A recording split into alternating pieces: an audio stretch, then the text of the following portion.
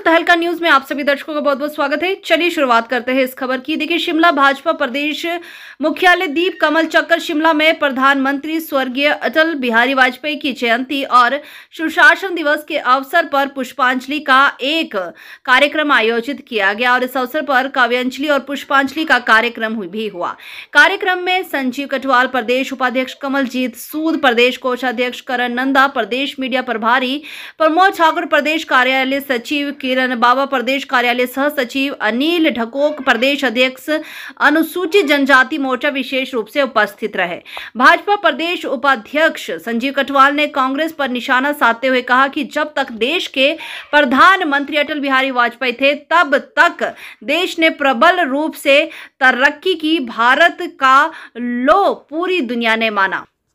वहीं 2004 से 2014 तक का कांग्रेस का शासन दुनिया को याद है और देश उस समय काफी पीछे की ओर गया। मनमोहन सिंह के रूप में देश को एक न बोलने वाला प्रधानमंत्री मिला। उन्होंने कहा कि कांग्रेस और भाजपा में फर्क साफ है। सकल घरेलू उत्पाद की दृष्टि से 2014 में भारत की जीडीपी 98 लाख करोड़ थी और अब 2023 में 169.7 लाख करोड़ रही। भारत का पूंजीगत व्यय 2014 में 3.92 लाख करोड़ था और 2023 में यह 10.9 लाख करोड़ पहुंच गया है।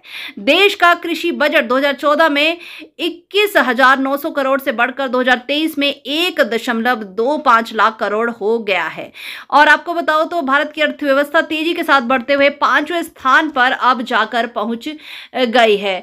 तो ये बात कही। साथ ही आपको बता दें कि भाजपा प्रदेश उपाध्यक्ष संजीव कटवाल ने कहा कि 2002 में अटल जी ने डेयरी सेक्टर को पूरी तरह से डी लाइसेंस कर दिया था। इसके बाद निजी क्षेत्र ने बाद के वर्षों में अपनी प्रसंस्करण क्षमता को सहकारी समितियों की तुलना में दोगुनी तेजी से बढ़ाया, जिसके परिणाम स्वरूप दूध उत्पादन में तेजी से वृद्धि हुई, जिसके कारण मोदी सरकार के नेतृत्व में 2018 तक भारत दुनिया का शीर्ष दूध उत्पादक बन गया। अटल जी का जन्मदिन है और आज हम उनको बहुत विनम्रता से याद कर रहे हैं।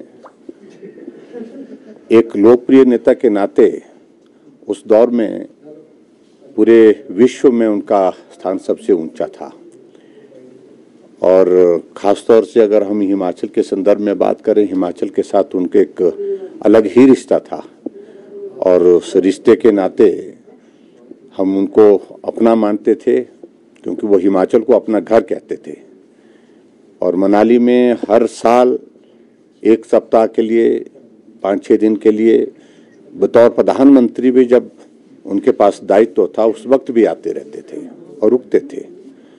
और जब प्रधानमंत्री नहीं होते थे तो उस वक्त तो आते ही रहते थे और वहाँ पार्टी के साथियों को मिलना, कविताएं लिखना, कविताएं पढ़ना, वहाँ के गांव के लोगों के साथ मिलना, ये सारी चीज़ें अटल जी को हिमाचल के बहुत करीब रखती थी और उनके योगदान को हम कभी भूल नहीं सकते। हिमाचल में डेवलपमेंट के हिसाब से, विकास की दृष्टि से हमेशा उनका आशीर्वाद रहा, स्नेह रहा, सहयोग रहा।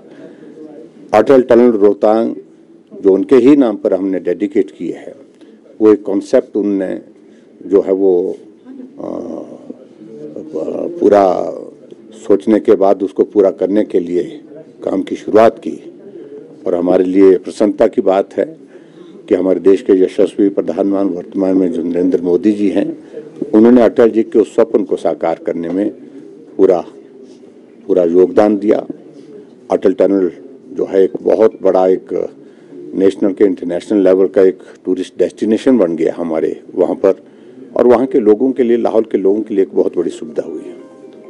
प्रधानमंत्री ग्राम सड़क योजना एक ऐसी योजना जिसकी शुरुआत अटल बिहारी वाजपेयी जी ने की, क्योंकि उन्होंने उस वक्त कहा था कि मैं पूरे देश भर में घूमता हूँ और देश भर में जब जाता हूँ तो उसमें मुझे इस बात को देखने को मिलता है कि शहर तो विकसित हो रहे हैं लेकिन गांव के इलाके अभी तक भी मूलभूत समस्याओं से जूझ रहे हैं और सबसे बड़ी आवश्यकता गांव को अगर आगे बढ़ाने के लिए है तो उसमें हमको रोड कनेक्टिविटी ग्रामीण क्षेत्रों को बेहतर देनी है।